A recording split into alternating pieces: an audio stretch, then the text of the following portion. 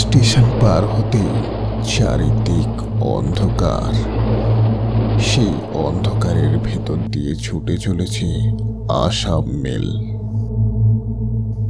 আমি যে কামরায় উঠেছিলাম তার মধ্যে খুব বেশি যাত্রী ছিল না।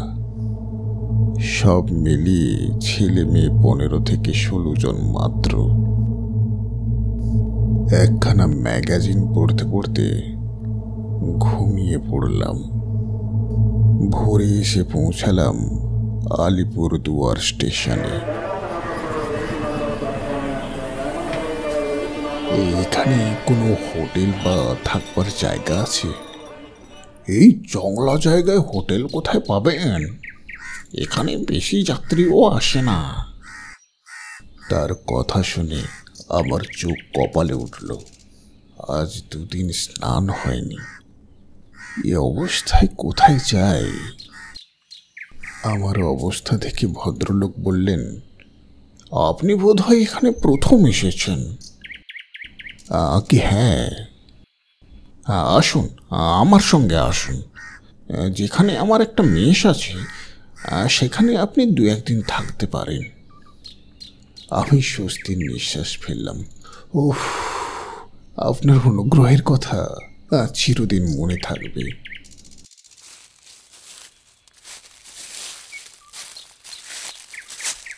আমি মেসের একটা ঘরে বিছানাপত্র রেখে একজন রেল কর্মচারীকে জিজ্ঞাসা করলাম, এখানে কাছাকাছি কাঠের কোনো ঠিকাদার আছে কিনা জানেন? কাছাকাছি বলতে এখান থেকে 2 মাইল দূরে একজন কাঠ চালান দেওয়ার ঠিকাদার ব্যবসা করেন। কেন, আপনি কি কাঠের ব্যবসা করেন? আমি ঘাড় নেড়ে সম্মতি জানাতেই তিনি বললেন, তাহলে ওর কাছেই যান, তাহলেই আপনার কাজ মিটে যাবে। তিনি লোকজন নিয়ে ওই জঙ্গলের এক পাশে বাংলো করে বাস করেন। আমি দুপুরের ঠিকাদারের বাংলোয় যাবার কথা বললাম। এখন গেলে ফিরতে হয়তো সন্ধ্যা হয়ে যাবে, তার চেয়ে আপনি সকালে উঠে যাবেন। এখানে আবার চিতাবাঘের ভয় আছে। আমি বললাম, উপায় নেই, আমাকে তাড়াতাড়ি ফিরতে হবে কলকাতায়, সেজন্য কাজ মিটিয়ে ফেলতে চাই। আপনি বরং আমাকে পথের সন্ধান বলে দিন। স্টেশন থেকে বেরিয়ে যে সোজা রাস্তা পাবেন, ওই রাস্তা 1 মাইল এগিয়ে গেলেই দেখবেন রাস্তা 2 ভাগ হয়ে গেছে। যেটা বাঁ দিকে জঙ্গলের দিকে গেছে, আপনি সেই দিকে গিয়ে দেখবেন একটা কাঠের বাংলো, ওটাই ঠিকাদারের বাংলো। আমি আর অপেক্ষা না করে টর্চ লাইটটা হাতে নিয়ে বেরিয়ে পড়লাম। চলেছি তো চলেছি, পথ যেন আর শেষ হয় না। শেষে ঠিকাদারের আস্তানায় হাজির হলাম। ভাগ্যের জোরে তিনি তখন বাংলোতেই ছিলেন। ভদ্রলোক বাঙালি নয়, যত্ন করে আমায় বসালেন। তারপর ব্যবসার কথাবার্তা পাকা করে বেরিয়ে পড়লাম সেখান থেকে। ঠিক সময় মতো যদি স্টেশনে পৌঁছতে পারি, তাহলে রাতের ট্রেনে কলকাতা রওনা হব। প্রায় 1 মাইল রাস্তা হাঁটার পর হঠাৎ সারা আকাশ ছেয়ে গেল কালো মেঘে।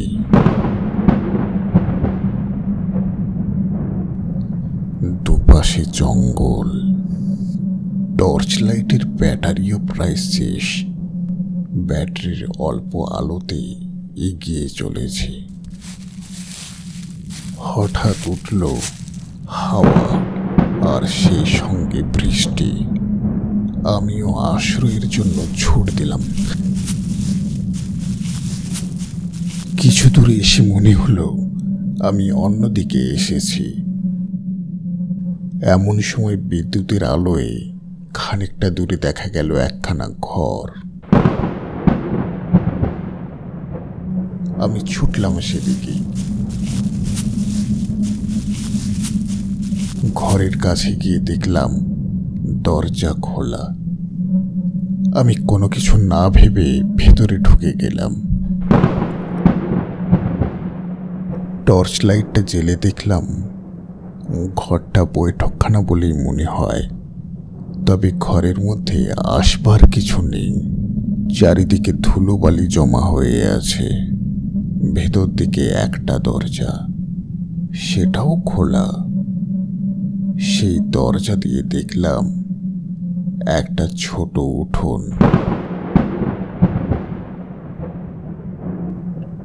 বুঝতে পারলাম ঘরে কেউ থাকে না। যাই হোক, আশ্রয় যখন পেয়েছি তখন বৃষ্টি না থামা পর্যন্ত অপেক্ষা করা যাক। এই ভেবে দরজার পাশে একটা কাঠের মেঝের উপর বসে রইলাম। বৃষ্টি যেন থামতেই চায় না। যত রাত হয় বৃষ্টি আরো জোরে হয়। টর্চ লাইটের আলোতে হাত ঘড়িটা দেখলাম, তখন রাত 1টা।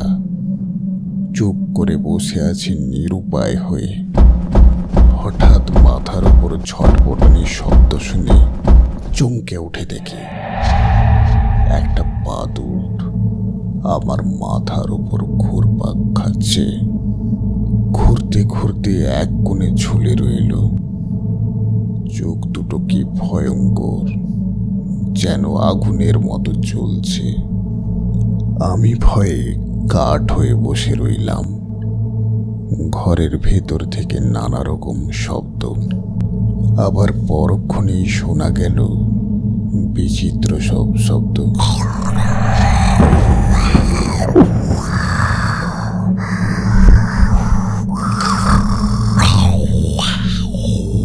বাদুড়টা ছটপট করতে করতে আমার মাথার উপর দিয়ে বাইরে বেরিয়ে গেল। আমি স্বস্তির নিঃশ্বাস ফেললাম।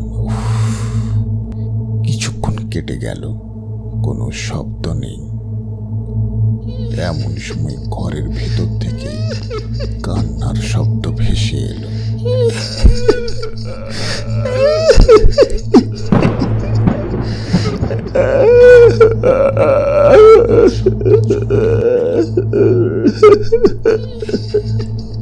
কান্নার শব্দে চমকে উঠলাম। বুঝলাম কোনো ছেলে মেয়ে কাঁদছে। ঘরে তাহলে লোকজন আছে। এই ভেবে সাহস পেলাম।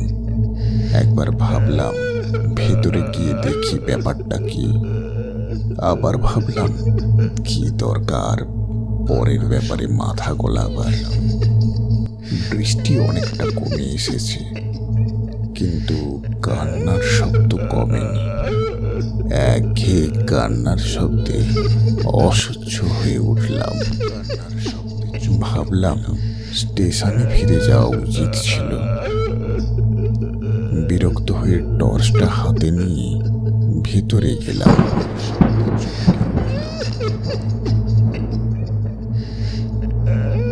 সামনের ঘর থেকে কান্নার শব্দ আসছিল। দরজা খোলা ছিল। সাহস করে ঢুকে গেলাম ঘরের মধ্যে। ঘরের লোকজন তো দূরের কথা, একটা আসবাবপত্র নেই। শুধুমাত্র একটা পুরনো শাড়ি পরে আছে। টর্চ নিভিয়ে ঘর থেকে বেরিয়ে আসবো, আবার কান্নার শব্দ হলো।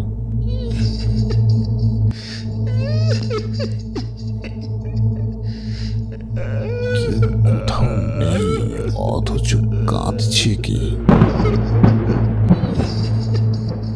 আমি ঘরের মাঝখানে গিয়ে চেঁচিয়ে বললাম, কে কাঁদছো? উত্তর দাও। সঙ্গে সঙ্গে ঠিক আমার মাথার উপর কি যেন হেসে উঠল।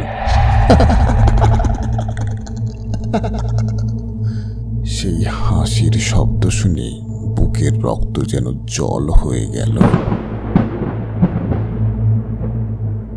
আমি ভয়ে বাইরে বেরিয়ে আসার জন্য পা ফেলতেই দরজা বন্ধ হয়ে গেল।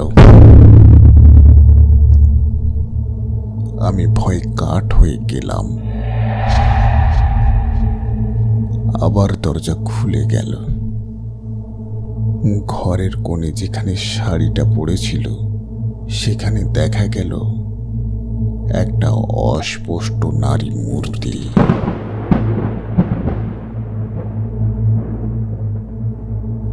মূর্তিটা নাকি সুরে বলল, টর্চ জ্বালিও না, কেন কাঁদছি তাহলে শোনো।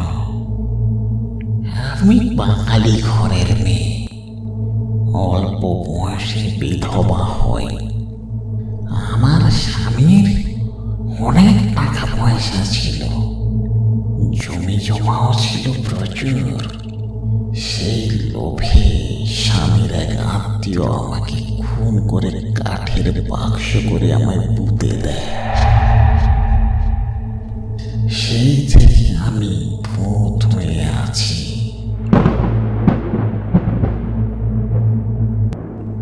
ভূত হয়ে আমি অনেক কষ্ট পাচ্ছি, আর সহ্য করতে পারছি না।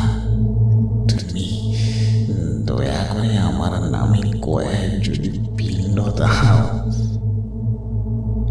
এই বলে ভূত চুপ করল।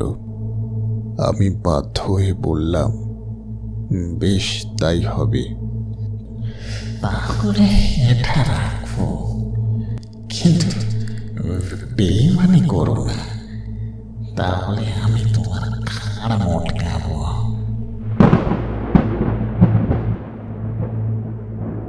সঙ্গে সঙ্গে আমার পকেটে যেন কেউ কি দিল। আমি পকেটে হাত দিতেই মেয়েটি বলল, এইখানে নয়, কাল দেখো, গয়া যাবার খরচ আর আমার নাম লিখে দিল। তুমি ভুল পথে এসেছ, আমি তোমায় পৌঁছে দিচ্ছি। আমি একেবারে ঘর থেকে বেরিয়ে রাস্তায়।